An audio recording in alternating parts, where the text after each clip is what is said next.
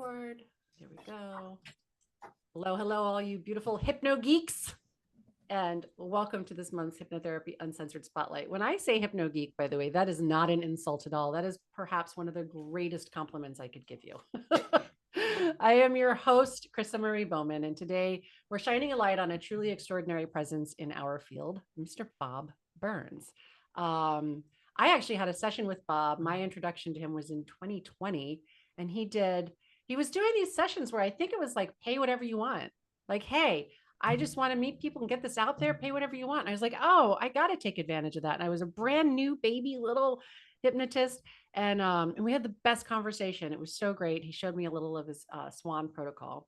So Bob is a world-renowned clinical hypnotist based in Scotland, which he will make sure you know in no uncertain terms. Best known for developing the SWAN protocol. And if you don't know what that is, well, I'll let him explain it, but it's a really elegant and powerful technique for subconscious communication. And I was looking it up. Apparently, it's being used by not just hypnotherapists, but psychotherapists all over the world. Like 85 countries is something that AI popped out. I didn't get a chance to validate if that's true, but I guess you can tell us in a minute. With decades of education and clinical experience under his belt, Bob has taught extensively across Europe, North and South America, Australia, Asia, and the Middle East. His work bridges deep therapeutic skill with a refreshingly no-nonsense approach, which you'll get to see here in a minute. Actually, I don't know if I would call it no nonsense, but I will say he pulls no punches. And he manages to be both practical and very transformational in just a conversational way. So one of my favorite quotes of his is, and I really, really love this one, most of the people I see are fixed almost immediately. They just don't know they're fixed at that particular time. Getting them to understand that is my real job. We're human, we're here, and there's a reason for that, but we're fine, all of us, we're just fine.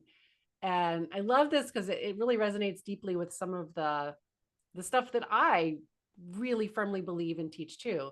You know, that we often accidentally let our egos convince us that it's our job as practitioners to fix our clients, when really it's about giving them the tools, and sometimes more importantly, just giving them permission to realize that they're already where they need to be. It's just a matter of like shifting over here a little bit, and helping them recognize what's already shifted in them. You know, sometimes people just hang on to things in the past because it's habit, but they've already made these changes.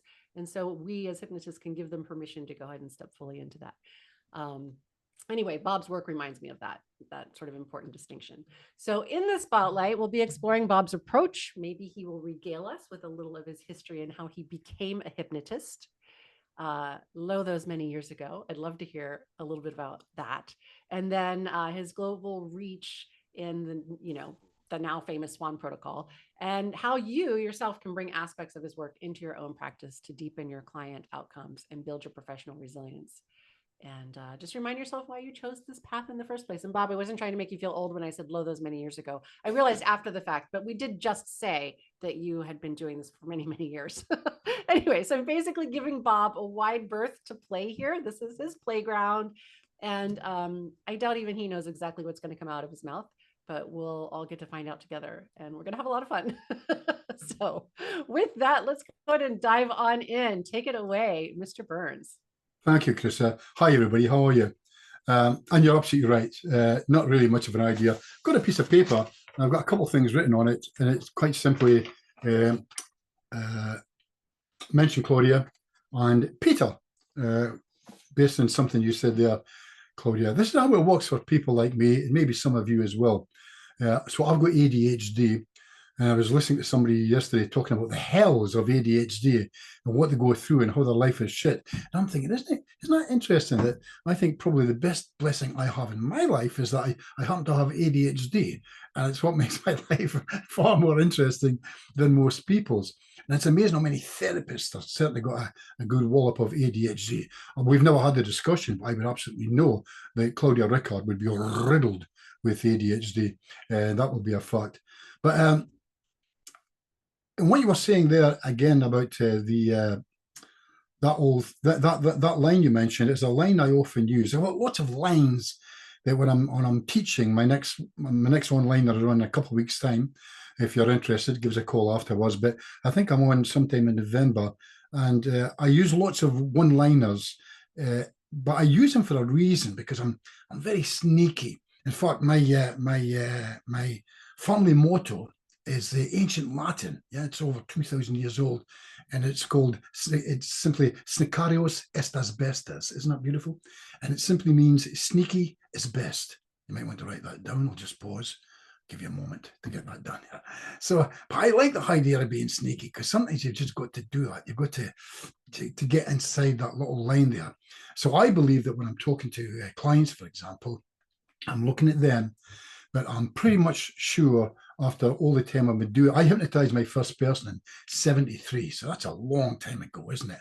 So I'm pretty sure by now that there's something else inside there. In psychology, we call it parts therapy. I trained as a psychologist. And in psychology, we call it parts therapy. But the psychological belief is that the parts are not real, they're within the subconscious. But a lot of the therapists that are out there think, I think maybe one or two of them might be real, and they're just different kinds of entities. But for me, when I'm talking to people, if I can do the hypnosis, we'll do the hypnosis, but I really don't need to. I don't think I'd ever need to hypnotize ever again. I'm very much aware that there's a part inside them looking at me through their eyes, thinking, oh my God, he sees me. They think he's talking to them, but he's not. Yes, this guy sees me. He's talking to me. And he's given me different ways that we can maybe handle this. And like I said, just as Chris has said earlier, one of my favorite lines is, we chat on, and I do it like this. If I fix my glasses, I pull them off, and I make it look as if I'm over here doing something there and there, then this line falls from my lips, and it simply goes like this. The funny thing is, of course, you're probably fixed by now, you just don't know it yet. And I carry on like that. But that is a very strong suggestion. I'm fixed already, but I just don't know it yet. Why would he say that? And I say that because the strange thing is, I kind of mean it. Because before then, we've been talking for 5-10 minutes. I've given some clues. I've spoken to parts from the subconscious. I believe I've already had some feedback to say, well, let's go, let's work, and we'll see what happens here. A good example would be a guy called Peter. I've told this story quite a few times, but it's one of my favorites, and I'll share it with you now. Is that okay? Oh, by the way, I know that I tell stories, but I don't really tell stories. It looks like I'm telling you a story, but I'm not really telling you a story.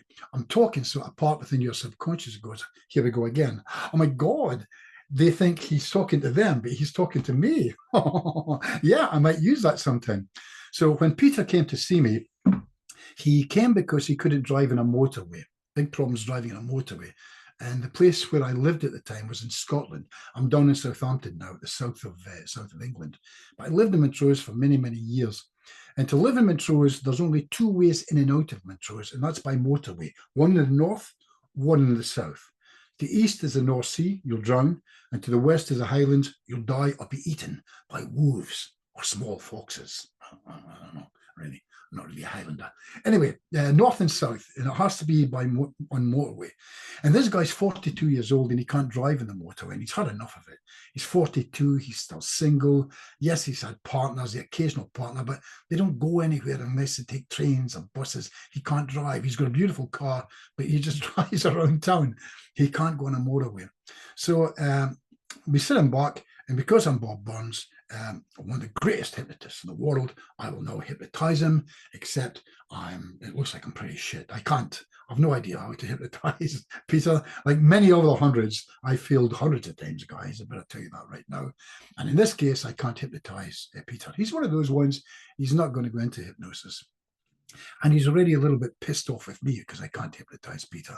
So I ask him to sit back, close your eyes, and just relax and just let me talk. Now, you might think this is a waste of time. We want to close your eyes. The deal is I've got your money in my pocket. You're not getting it back. So you might as well just sit and keep your eyes closed. Is that okay? To which point he kind of laughs, chuckles, and closes his eyes. So I do all the things that I can do with this thing we call the SWAN as well. Complete waste of time. He doesn't swan. I can't do hypnosis. He's hating me more and more. I can see it. So I ask him to just close his eyes, and I mention to this part inside him, I know you're there. I know that Pete now thinks I'm off my head, but I'm talking to you. Something happened to him. He tells me 25 years ago, that would make him 17. It was a road accident. And for some reason, over the last quarter of a century, you won't let him drive in the motorways. You make him, he's physically sick. And why is that? He's 42, for heaven's sake. He's not a boy anymore. Why do you not look at him and go, hey, hey, hey, hey, hey, just be careful. Just be careful. Here we go. On you go. And indicate. Yeah. And mirror check. That's fine. Lift up your speed. Not too much. You're doing great. Enjoy the day. Why can't you do that? Because, and here it comes, there's got to be a because, isn't there? And I said, because this guy wants to see the world. Wouldn't you like to see the world? You're stuck in here with him for the next, I don't know, 30, 40, 50 years. Why wouldn't you like to see the world? If you allow him to do this guy could be jumping into his car and going to places like, I don't know, Paris, Barcelona. It would be brilliant. Now, I have to tell you guys, I've got this in the recording because he asked for it to be recorded as well, which was okay. So we've got that in the recording. Anyway, we did the thing. 1, 2, wide awake. Open your eyes. I snapped my fingers. He came back. He was a bit worried, in fact, because just like Chrissa, I said it to her all that years ago, 3, 4, and 5, wide awake and fully clothed, just like before. And she looked worried as well when I said that to her. And so was Pete. But never mind. It's just the thing I do. I get fed up in the therapy room. What can I tell you? So anyway, Pete come back, and he's going to come and see me on Monday and tell me how he feels. I only want to know how you feel, Pete. I don't want you to do anything. I just want you to tell me on Monday how you feel. Is that okay? Because all of this is how you feel. So Pete goes away, and when he came back on the Monday, I had a guy sitting in a chair next to me because, as Chrissa and Claudia will happily tell you, that's the way I train people. They would travel from anywhere in the world. You come to my home. I cook for you for 2 nights. I feed you lots of alcohol because I'm a raving alcoholic and you have to be as well. That's the way it works. That's the rules. It's the rules when you visit Scottish people. So we have a great 48 hours of which you'll remember nothing, but don't worry about that. You'll have fun. So you get to come to the therapy room with me where I sit you in a corner. I give you a piece of paper and pencil. You're allowed to write. You're not allowed to speak. It sounds dreadful, I know, but I want it to be as close as a real therapy as possible. I hope that makes sense. It's me and a stranger in a therapy room. So instead of these training courses where you're told everything's working perfectly, you get to see it really in real time working. So when Pete come back on the Monday, I've got a guy from Belgium. He's with me. He's sitting in the corner and he thinks I'm lovely. He told me he thought I was lovely. Isn't that fantastic? What a great world we live in. And he's coming, he's waiting for a couple of years to come and train with me. So he stayed at my place last night. We go there this morning. Pete walks in. And I say to Pete, hey, I forgot Pete was coming in and I wouldn't have taken him back during a training because I thought this isn't going to go well.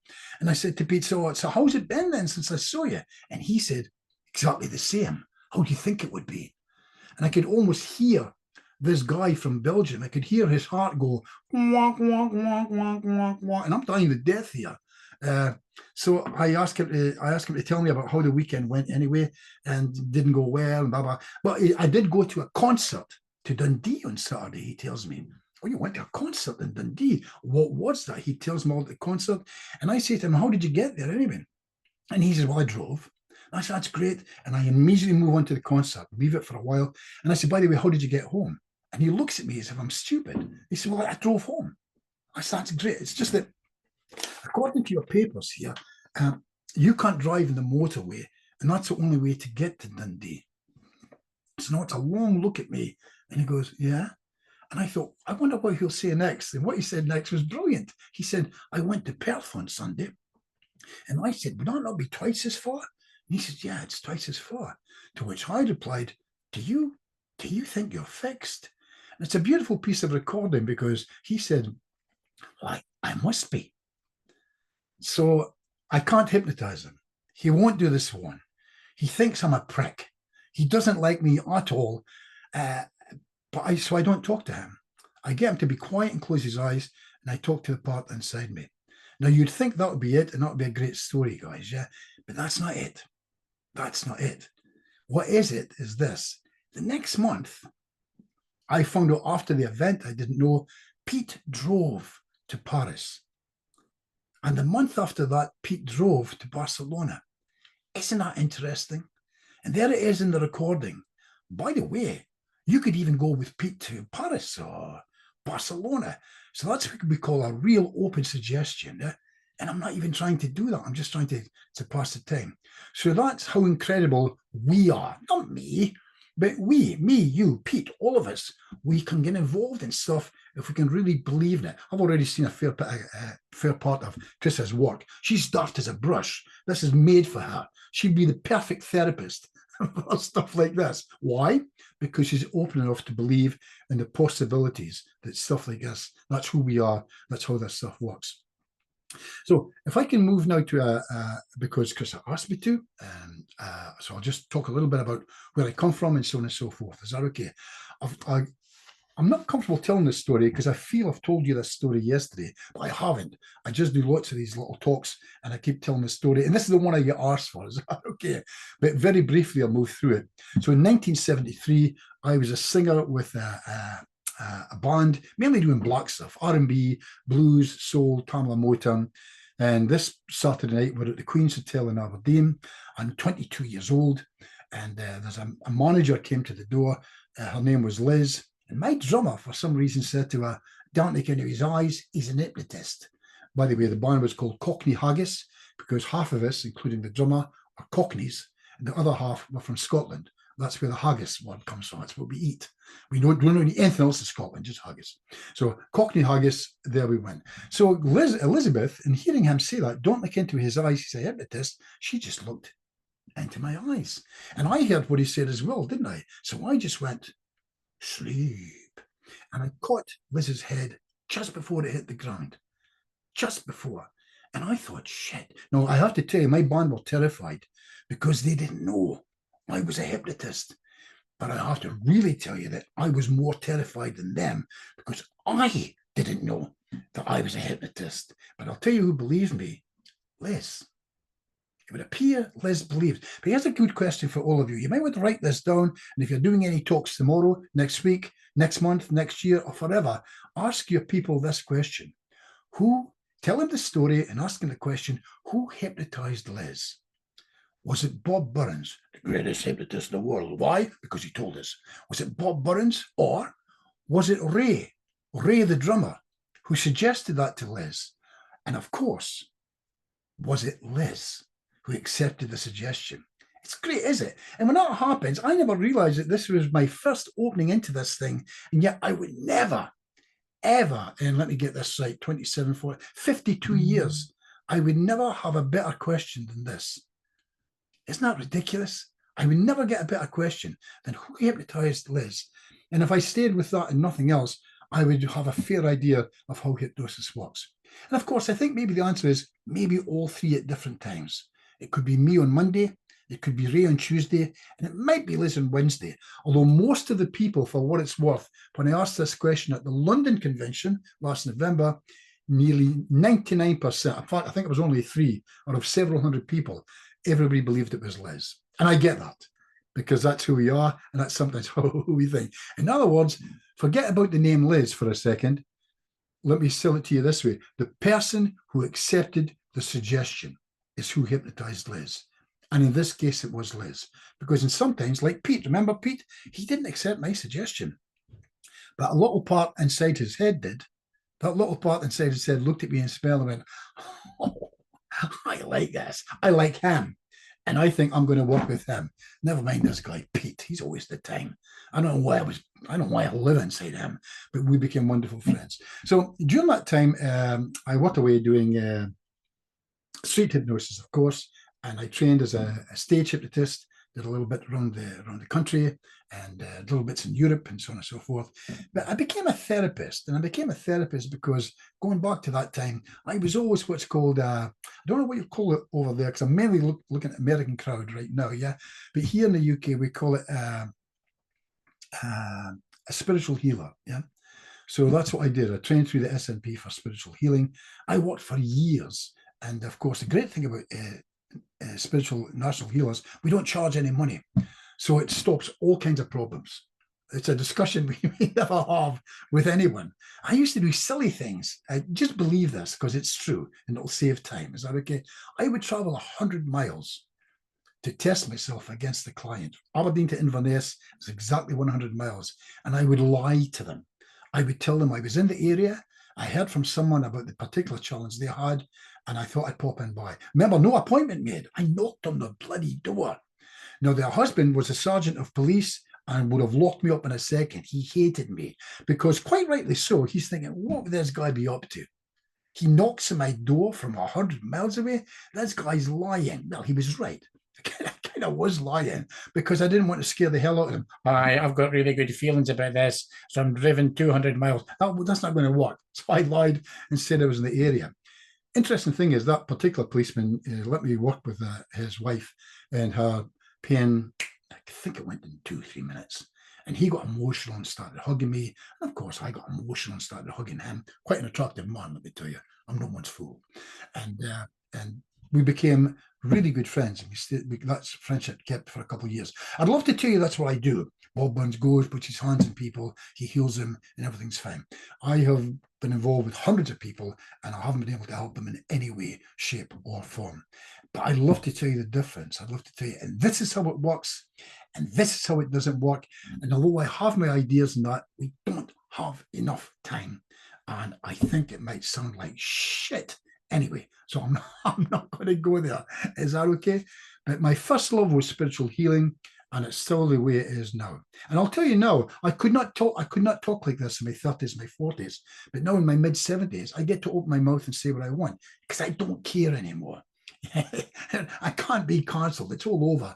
But so sometimes when I'm with a client, without telling them, I'll do some healing at the same time if it's one-on-one. By the way, I believe it can be done on screen. Here in the UK, the name for it is absent healing. I'm not sure. I think it's just a British thing, but maybe other people have picked up on it. So we call it absent, A-B-S-E-N-T, absent. Chris, yes, well done. Because Claudia would never have worked that out. Yes, my darling. Okay. I just needed to figure out if that's what you. So no, you've dropped so many little gems that I think may have passed some people by because you're talking fast, and I understand you because my grandparents were Scottish, but I don't know if all of the rest of the Americans do. Honestly, so many little gems, and I'm like, oh, yeah. I got to write that down. Oh, I got to write this down. I do that intentionally, Chris. I don't want to lie. I want to tell the people the truth, but I want to hide it. So I talk quickly. So you hide it. Yeah. Quickly. Yeah. Well, I have heard that story before, but I heard new things this time. So I don't know if it's because you're telling it different or because I'm just hearing different things. Well, I'll tell you where it came from. It came from a man called Harry Edwards, Edwards, Harry Edwards, who is, I believe, an Englishman. And Harry Edwards, imagine a spiritual healer. And imagine a big summer tent and all spiritual people there in a place called Stansted, the College for Psychic Research. It's where I met my English wife, funny enough, at Stansted. I was doing a lecture there, long, long ago. But Harry would... That's a story we need to hear sometime. Yes. And Harry would be walking about with a jacket on, and inside his pocket was a bottle of whiskey with no top. And Harry had a glass in his hand, and he'd be just slopping the whiskey, healing people. And he'd say, yes, I know exactly what you mean. I know.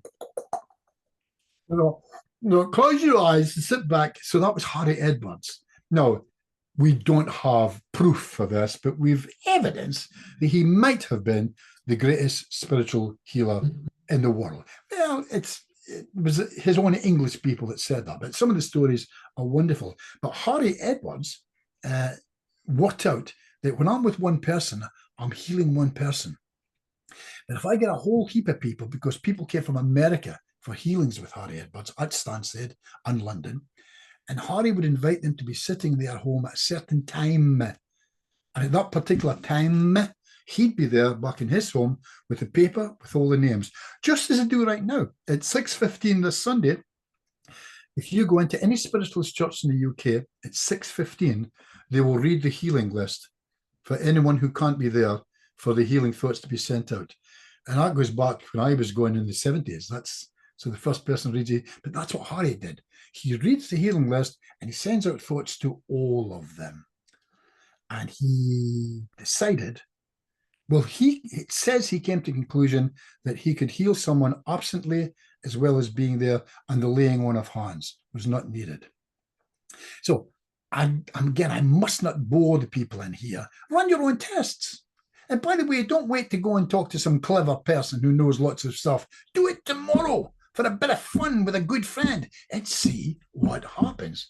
Some of the energy, you can get is ridiculous. I do this thing. I'll be doing a thing, Claudia, if you remember this, we'll do it in January the 3rd. I'll say this very quickly and I'll say what I'm talking about. Is that okay? Claudia Rickard, folks, is very well known for the bunny talk. Look her up. She's sitting here. That's a woman who's smooching with me online. You can see her doing that thing. Yeah, that thing with her lips right now. That's what she does. She's coming to Southampton in England, and we're going to do a one-day special on January the 3rd. I want it to be mainly for Claudia's bunny talk, but I'll be teaching some of my stuff. Claudia, if you can take a note and remember this, we'll have fun, because I'm going to talk about it right now, and we'll try it as a test, and you'll have something to go home with. Is that okay? A lot of people claim this, guys. Maybe you've heard about it. You put your arm straight up like that, yeah? Someone walks up and puts a hand on it, and you have to think of love, love, love, or think of weakness, and it goes down, it's weak, yeah? And then when you think of love and strength, it becomes strong. It's a great thing, but it's been done in psychology since the 70s. And the argument is, wait a minute, you're thinking weak, your arm is weak. You're thinking strong, your arm is strong. Even the person watching you is thinking weak and strong. So we ran a test many years ago with a guy called Gordon Higginson, who was reckoned to be the #1 medium in the world at the time. I was lucky enough to train with Gordon. I so wanted to be a medium, and I'm not. I'm a shit. But I really wanted to be a medium. Although my friends will argue, they tell me I'm mediumistic. They're all wrong. They're off their heads. Don't talk to them. But I trained with Gordon, and one day in a place called D Street in Aberdeen, which is the College for Psychic Research in Aberdeen, we came up with this idea. In fact, I believe there's a man called Sid Stephen. We'd get just a big bag, yeah? And inside it were pieces, maybe 50 pieces of each, love and hate written on them, scrumpled up into little bunches and dropped into the bag, yeah? The person with the ailment, well, forget about the ailment right now. The person goes into the bag, picks up a crumpled piece of paper and holds it in their fist, yeah? Out like so, but at the side, yeah? Another person comes up and pushes on their arm. And what we discovered was the vast majority, we're talking 80 and 90% of weak just went slap into the ground. The love was way beyond 90% stronger. And here's the great thing about it, guys. None of us believed it. I love that. It's like we're not selling it to anybody else. It's not us and them. It was just we in a room, all looking at each other going, what's going on here? And of course, we're in a very special room, aren't we? We're in a room that's been watched spiritually now for, over 100 years. So I run lots of tests like that with groups. Claudia, if you remind me, we'll do that for a bit of fun on that. Is it the Friday we're meeting on, is it? Saturday the 3rd. We'll all be conglomerating with the Friday and the Saturday. Yeah, I didn't know I was out by 1 day. What's the chances of that? I was out by just 1 day. That is the mind of Bob Burns. Actually, it's my fault. I did have it wrong on the landing page for a bit. So it was Gary Coles who found it. So I would never. I knew that, but I would never have dropped you into that, you idiot. Sorry. I know, but I'll own it. I don't mind. Let me just cool down. Whew, I get so angry. I don't know what it is. Anyway. Hey, I have something to share with you that you might find funny. I was raised by a pretty new age mom on a little hippie commune outside of Asheville, North Carolina. And they used muscle testing on a regular basis for all sorts of things. So the arm thing, to find out what foods were good for us or weren't good for us, or like supplements or doing this or that. Anyway, I had twins later, and I discovered as a mom of twins that there's this thing, I call it twinspiracy, where they both blame each other and you never know who actually did whatever the thing was. Very well. Absolutely. Yes. Right. So I started using muscle testing on them by the time they were like 4 to find out who was actually telling me the truth and who wasn't. And it always worked 100% of the time, to the degree that by the time they were 8, they would not let me muscle test them anymore. So then I learned how to do it on my own without having to push their arm down. And I would still always get it right. But then they would argue that it was wrong because they were like, you don't have any real proof. But the funny part is that because I'd been doing the other style since they were little, to them, that was proof. And because we're all friends here, yeah, and we're not online with 5,000 people, we can open it up and put forward at least the argument from, let's call it science, from psychology that says, but they know they were lying. So Oh, they knew. Yeah. yeah. And, Well, so and, that's it the might subconscious. just be that, but other people have says, no, I've tried to lie and I couldn't do anything about it. It's like many times that I've done this SWAN, just trust me when I say I've done it thousands of times. And then many times a person, so here comes the thing. Don't do anything to please me. Don't do anything to help me, but don't do anything to fight me. Don't do anything to please me. And trust me when I tell you, I'm completely scripted, so I cannot make a mistake. But then this happens, and then they turn to me and go, I was fighting all the time. And I look at them, I go, shit, what did I tell you? But they do it. But why? Because human beings are sneaky. They are just sneaky. What am I saying? I'm sneaky, but that's a different thing. I'm a leading world therapist. Sneakarius est asbestos. I'm Latin. That's why I'm Latin. I'm not sneaky. I'm Latin. So that's okay. So, but no, it's an interesting thing, is it? Now, another part of my world, guys, that you would need to know is I'm a professional mentalist. So I can do lots of stuff like this and make it look as if it's real, and it's not real. Yeah. So I'm really, it's not fun. It's great fun being with me, and it's not fun being with me. Wait, are you also the one who has the story about the spoon bending at the dinner party? Was that you? Well, I don't know, because I've got lots of them. Oh. I am a spoon bender.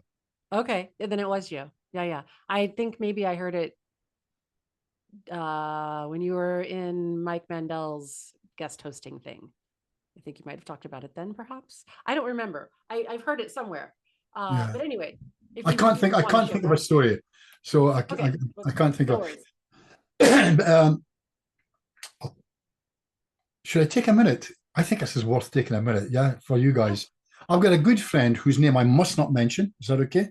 Okay. But he's a great friend with oh God, come on, help me, guys. The spoon bender, the top spoon bender in the world. What's his name? Oh, the Russian guy? Houdini.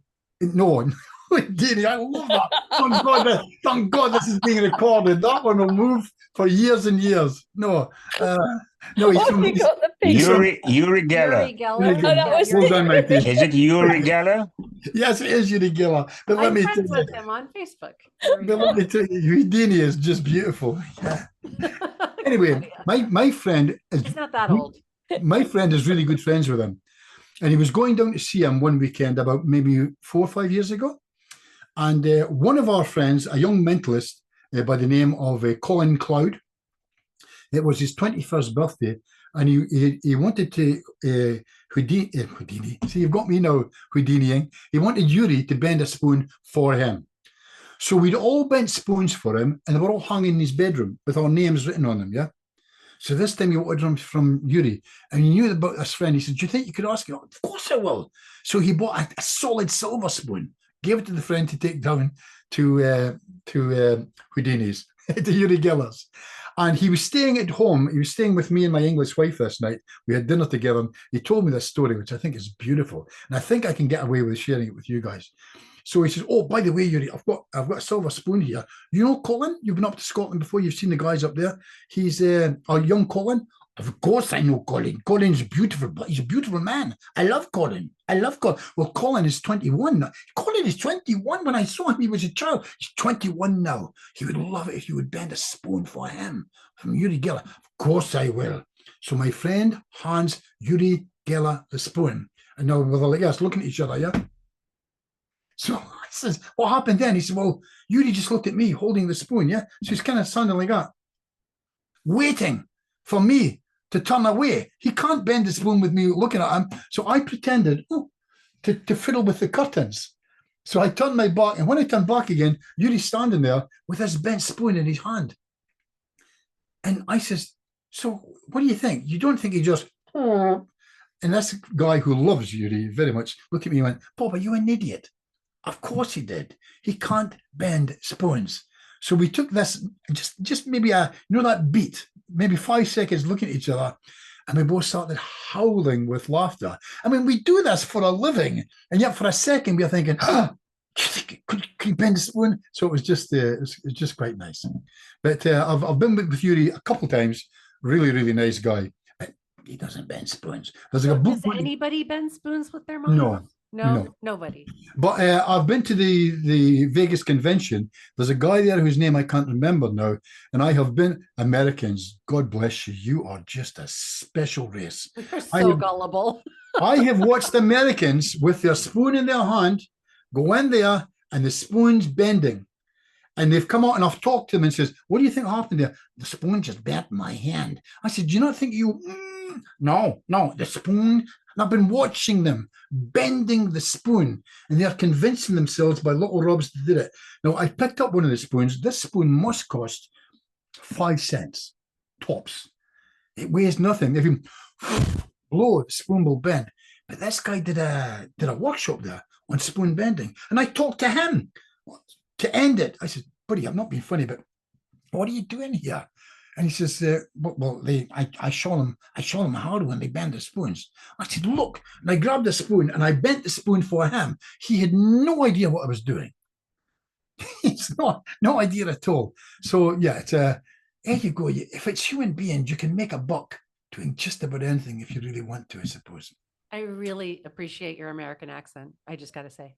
I do lots of them. Listen to this. I can see the Hugen, the Masken. It's German. I do them all. I do all the accents. It's brilliant. Absolutely fantastic. Okay, so I spoke to a Welsh girl last week, and I did my Welsh accent, and she wanted to know why I was speaking in Indian, which made me very angry. Yeah, but never mind. That's another thing. So, guys, we've moved on now until about 10 years ago, where I discovered a thing called the SWAN. We'll talk a little bit about that.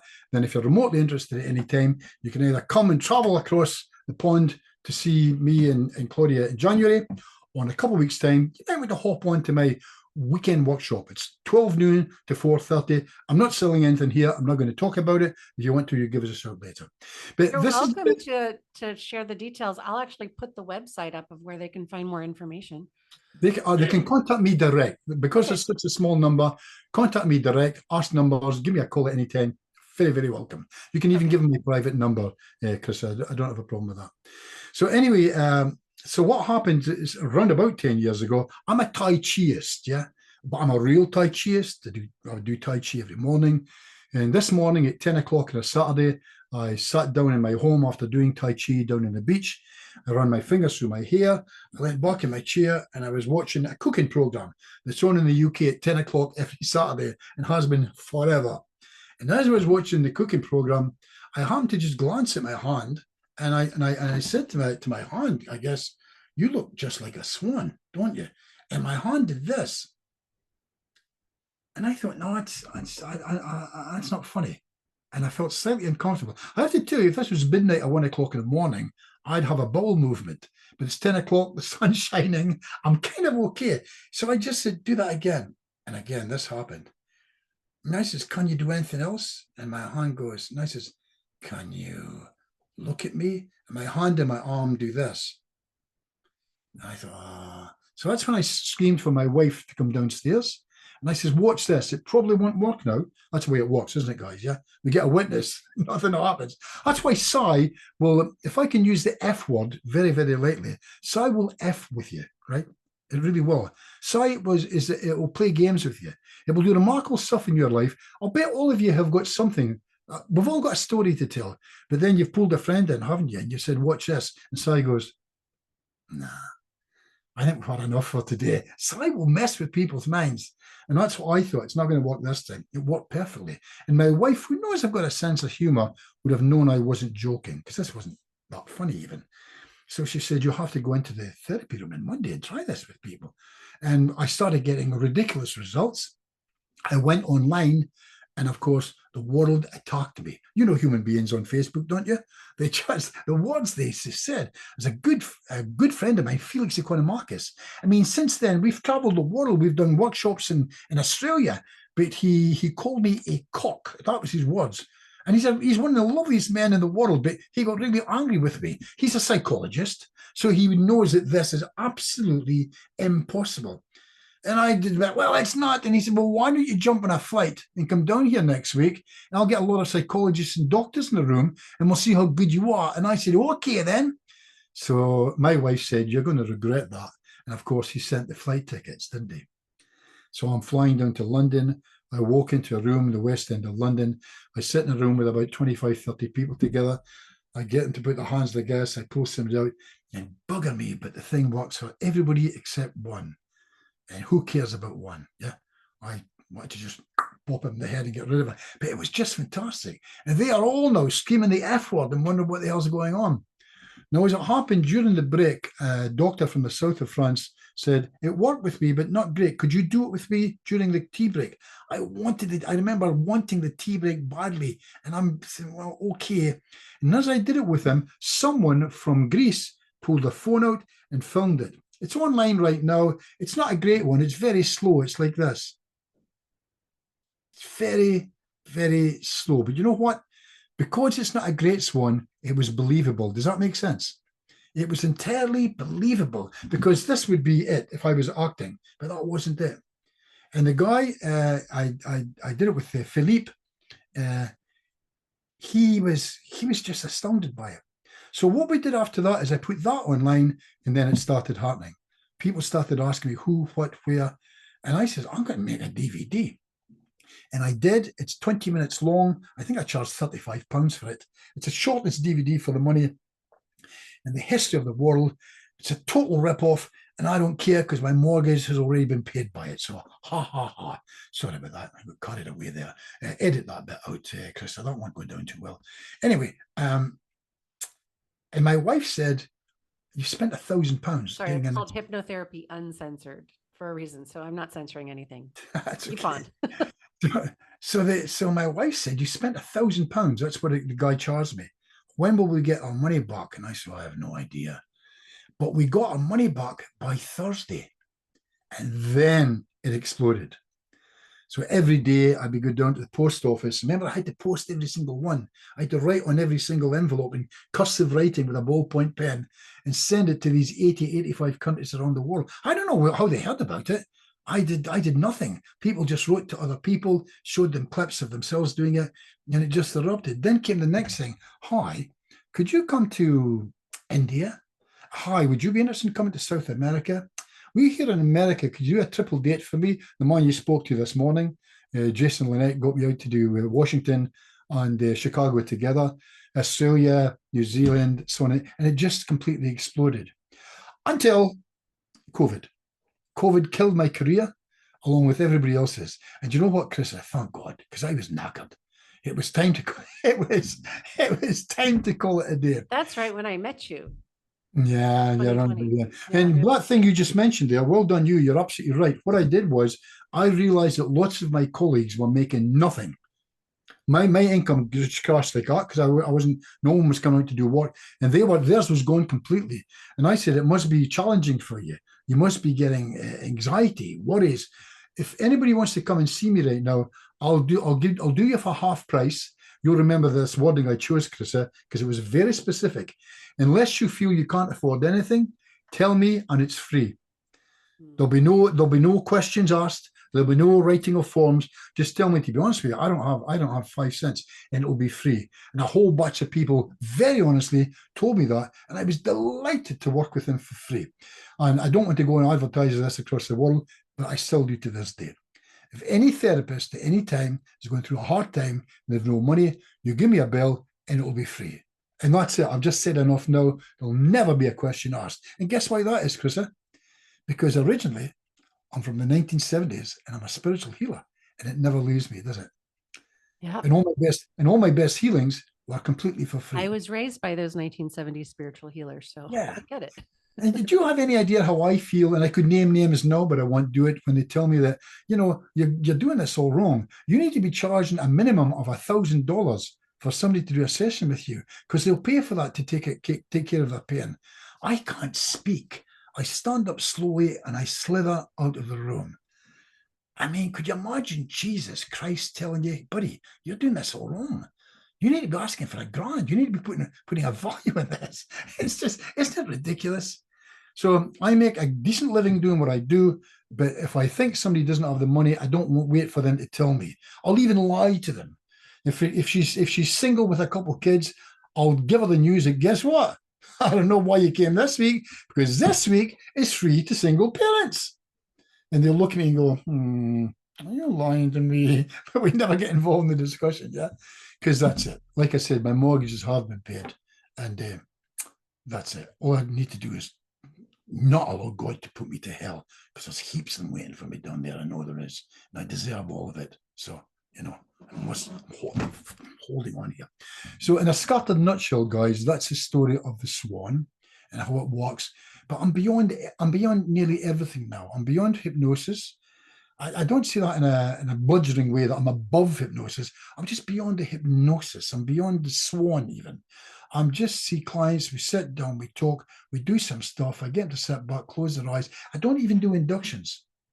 I just don't do inductions anymore. Take a nice deep breath, close your eyes. I've got this line I use. I can even tell you this openly. I don't mind people knowing it. I'll be talking to somebody. Let's say I'm doing a 1 hour session, yeah? And I'll say to them at some point, by the way, we've been talking for 40 minutes now. You must be wondering, Bob Burns, I wonder when he's going to start. And I have to tell you this, we started 40 minutes ago. Is that okay? And they laugh. And they say, I know you did. Yeah. And I did. I started 40 minutes ago, and I said, so why are you here? That's it. That's number one in my questions that I asked to go through what I need to go through. But a beautiful one just there last week. And I've scribbled this down for some reason just before we started. That's the only thing I wrote. Here it is right there. Just as you were speaking, it just came to me. Just one of these intrusive thoughts. Yeah. And some intrusive thoughts. Well, some of these intrusive thoughts are not, people think they're bad thoughts. They can be wonderful thoughts. They can be just absolutely wonderful. Serendipity is a word that I'd like, Chrissa. Not an accident, but serendipity. I'm very comfortable with that word. Anyway, I was with this guy last week, and he's a wealthy man, and I'm thinking Vancouver. I can't remember. It doesn't matter. And obviously, I won't be mentioning names. So he's got money. He's got cars. He's a good-looking guy with an attractive family. He's got a helicopter in the backyard. So life is sweet. Yet he's seeing me. So here we come to it. I play with it. I toy with it. I wonder when. We've done 27 minutes, so maybe now I should ask the question. Anyway, why are you here today? What's it all about? And his answer was, well, it was a long pause. And then he says, I'm not happy. So I went, as if I'd heard it for the first time, and it was really interesting. With the greatest respect to him, that in itself is not, because I've heard it tens of thousands of times, and that's why they come and see us. It's not interesting. They come and see us because at the end of the day, they're just not happy. It's mainly anxiety. You probably agree with that. Anxieties, worries, fears, but they're not happy. And that's not the story I want to tell you. This is the line.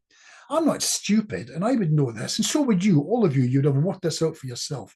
But you don't think it's nice when somebody says something that you already know, but you maybe put it aside for a while, and you haven't thought about it for some time. So it was my stepson. I was sitting with him talking about this, and I said, this guy, he just said to me, I'm not happy. And I said to him, and you wouldn't believe how many times I hear that from people. They're just not happy. And he said, without using a sentence, he just said, detachment. And I said, sorry. He said, well, he's detached. He's far from home. I think that's maybe it is with all of us. We've come on this journey. We've agreed to it. We've agreed that our memories can be taken whilst on the journey. But shit, man, we're detached. We're lonely. And we're not happy about it. And that's it. And I thought it was really beautiful. Nothing too heavy. Nothing too deep. I could have this conversation with a 7-year-old child who would totally understand what I'm saying. And in my experience, I think that's it. Chrissa, we only spoke for a couple of minutes before this started, but I think that's where we were going. Yeah. Yep. Strange, That's exactly what we're talking about. Yeah. Yep. Well, listen, it's 7 minutes to 8. I have no idea if you want me to do 4 hours, or you normally do 45 minutes to an hour. I've no idea. So I thought I'd give you that.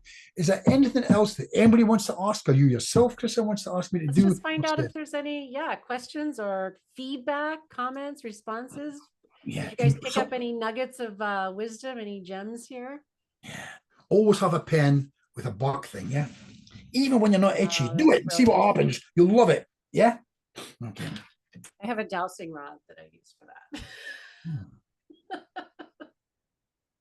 Please tell me that's not electric. Okay. So anybody got any questions at all?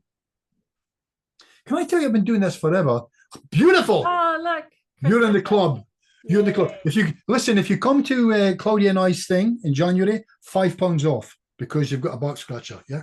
And that's what we do. We want to help And that's you. going to be in England. It's going to be in England. It's going to be in Southampton, round the corner from my house. And for everybody that goes there, I take you back to my place later that night where we play poker. Ideal, because we want to keep it fair, yeah. And it's going to be brilliant. That's why they call me Lucky Bob. I don't know what that's about. Are there mostly Americans on here, Chrissa? Let's see. Shelley, Peggy. Any Brits? Here's the Yeah, news. Chris and Nikki are both British. I'm not sure about. Are you in Plymouth? I used to live in Plymouth. Plymouth, My husband was Royal Navy. Yeah. So for you Americans, just to know, Plymouth is one of the roughest areas in the UK. Don't start trouble with that too. I'll tell you, they will headbutt you and they will jump on top of you. They'll put the boot Yeah, in. they look pretty rough. Yeah. yeah. Find me on Facebook or Bob Burns and send us your if you want to. We can send you some details. Contact Claudia would be best. Yeah. Claudia. She's lovely. She's more gentle than me. I'll put my email in the bottom. Yeah. Although, Chris and Nikki, you need to know That's I'm a better kisser than Claudia. But you know, whatever you want to do is fine with both of us. By the way, Don Cleary has just come online. Here's a man of wisdom right there. Look at him up in the clouds again. Hi, Don. How are you? I'm just as crazy as one man can be. Thank you very much. Lovely to see you, Chris. If you ever get the chance, seriously, grab a hold of Don Cleary and get him on sometime. Yeah. Be one Okay. be one of the best things you've ever done. And he's cheaper than me. I mean, that is incredible. We love him. Well, you were free, so you know. But I was free. I pay you. I'll tell you a know what? lovely one. Actually, Bob, you were the one who first connected me to Beryl Komar, and I cannot thank you Oh, enough. She's That just has the been best, isn't she? huge for me. And so, yeah, if you are referring me to Dan Cleary, I will absolutely network. Absolutely. Yep, Well, to be fair, Don is a better kisser than Beryl. And I've been involved with both of them. Brilliant. I won't be finding out either way, but thanks for the download. You know, Bob's not a bad. Won't be finding that out either. Now, I've Bob, sworn off all kissing for the rest of my life. So apart from who's getting paid what and what have you, I must tell you a really, really nice one. Last year, when we had two elements instead of just one, bless Larry, Cheryl had contacted me to do an online thing. I think I've told you this story, Claudia. And so it was Claudia, it's online. So I don't, and unlike here, it's not the faces. A lot of them do these things, Chris. You'll know about this, yeah? You don't see any other faces. It's just you. And nobody comes online. It's just audio only, yeah. So Bell's told me about it, and how it's going to be fantastic. So I start, and I'm going on, and as I'm going on, I'm looking at the top left-hand corner of the screen, and I can't take my eyes off this thing because it's a box with a 1 in it, just a 1. So I'm asking myself the question, haven't I? Is this the number of viewers? I've been on for 48 minutes already, and I'm giving it hell. I've got a little trickle of sweat. I'm doing very, very well. I haven't sworn. I'm being absolutely lovely. But is it only one person that's looking at this? And you think that would be a bad thought, would you? No. The second thought was the worst thought, because the second thought was, wait a minute. What if that 1 is me? It's you. Is it me? Am I the only one that's here? Now later, Cheryl, bless her, she might have lied to me. She says, no wonder there were about 70, 80 people in there, but you don't know, do you? Yeah. Well, this one is going to be uploaded into the spotlights on the Hypnotherapy Uncensored YouTube channel. So even though there's only 10 or 11 of us, well, there was 11. Now there's, I guess, 9 total. It's more than twice. Many hundreds more. More than twice what Jason Lynette got. He's useless. Irene, how are you doing down there? You okay? You want to give me a little wave? Can you hear me okay? Yeah? Yeah, you're doing fine. Well, I haven't said hello yet. Nice to see you. Shirley's over here doing her thing. And Peggy's gone offline again. Enos is somewhere there hiding. I like all of that stuff. We do a thing. When I do my thing, just as a matter of interest for anybody who's remotely interested in this, when I do an online thing, we go into separate rooms to practice the SWAN and stuff like that. Yeah, when I'm doing a 2-day workshop, and when people, if people book for it and they're online, they do it and everything's fine. But when people don't come online, I get to see them and we get to do it, I don't bother giving them a copy. Why would I? They never, sorry, let me change that. I don't bother giving them a certificate, because the certification is me watching you, showing me that you can do this thing. Yeah. Does that make sense? Now, apart from that, I'm still moody because the English attacked us badly about 350 years ago. I've never quite got over it. So there you go. Yeah, quite moody about Thank you that. so much for this lovely hour. I love having you on because it's like I kind of get to take a little bit of a break. I don't have to micromanage at all. I can just hand you the spotlight and you take it. I was trying to get the link so that everybody in here could go see, because I actually have another interview with you that was more of an interview than this one in that same YouTube playlist. Oops, sorry. Let me turn off my phone. So let me grab that. I'll pop it into the chat here. And then if anybody wants to see the other one that we did with Bob, which was, I think in maybe 2021 or 2022, it was a while ago. We've had Claudia on here too.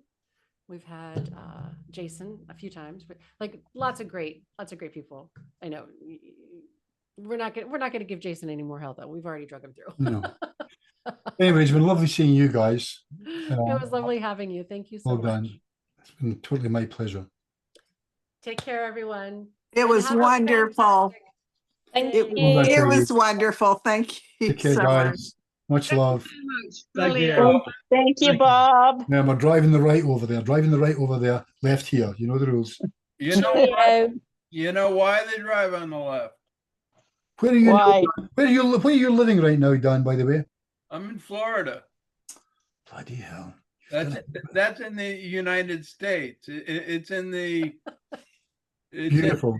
It's a red hat area, unfortunately. Gorgeous. And is it an old folks home you're living in, or?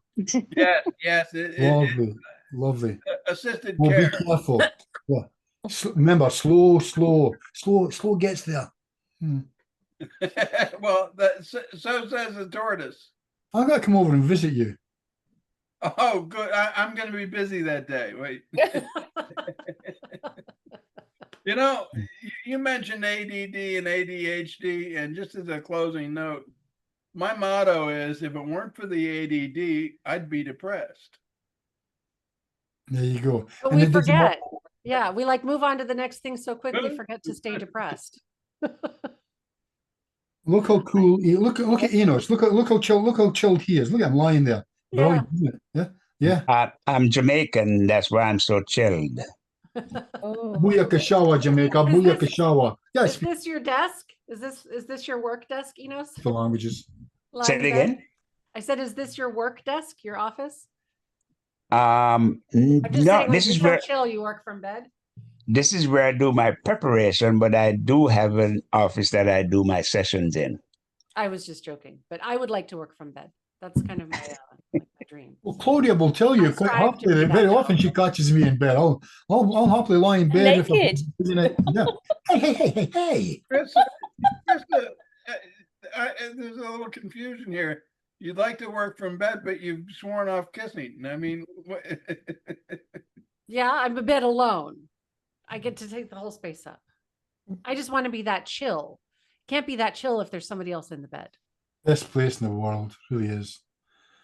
My life becomes a life when my wife rolls out of bed and goes to do things. I just stretch out and just cut comes up, and then we have fun. Yeah, you Yeah. gotta have the cat. You gotta have the cat. Gotta have the cut.